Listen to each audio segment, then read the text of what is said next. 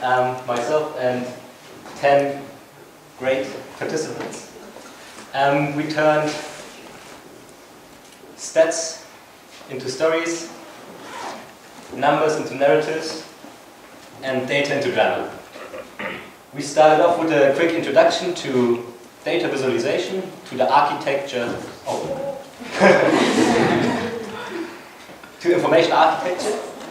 We also looked at the flip side. It's a good tool, but it's a dangerous tool. It can be misused, data can be misrepresented. But then people got so excited that they wanted to get their hands dirty, and they did it themselves. We had one data set, or even more data sets, contributed by the participants, and turned those into stories of data.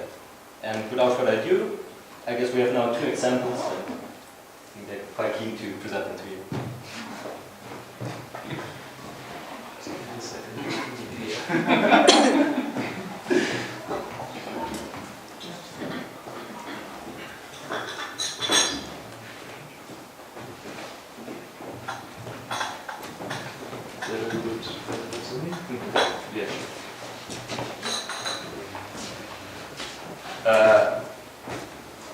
So this is part of our infographic, and we'll show you the rest, but just to explain how this happened.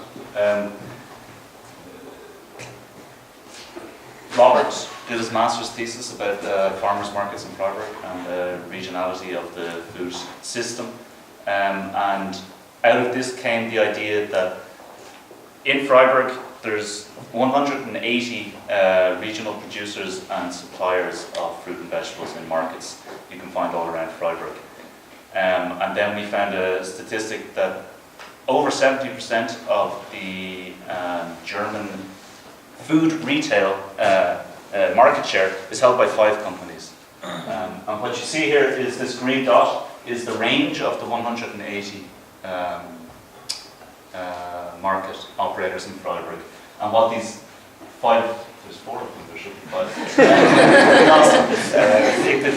They bought each other out. So they represent over 70% of the retail market. And if we scroll down, 180 local market retailers are accessible in Freiburg. And the really interesting thing is that the green here, this is Freiburg basically, and the green represents, anywhere inside this green you're no more than 1 kilometer from a market where you can access these 180 people.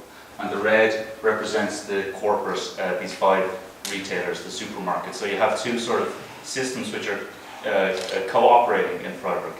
And I think this is a really interesting illustration that actually you can, it's your choice whether you choose to give your money to the 5 big retailers or you support the local and regional businesses.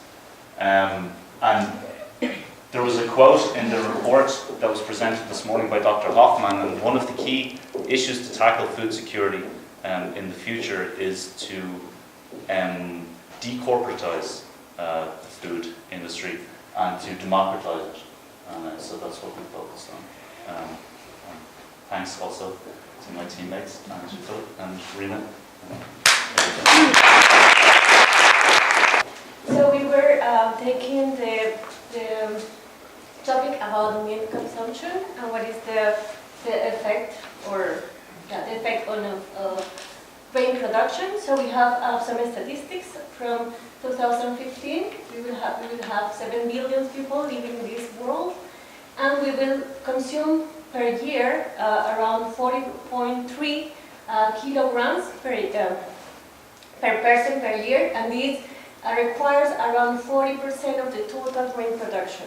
And then we check projections to 2030, and then we will be 8.3 billion persons living in this world, and then the consumption per capita increased to 45.3. Even though you see it's just 4 kilos maybe, but then the total grain production required to produce this meat is around 76% of the total. So that means we will have less grains as a raw material for other products, and also for energy because it's also used to produce energy. So if we reduce, the message we want to transmit is, if we reduce the meat consumption, just maybe quitting, converting us to vegetarians, or reducing the frequency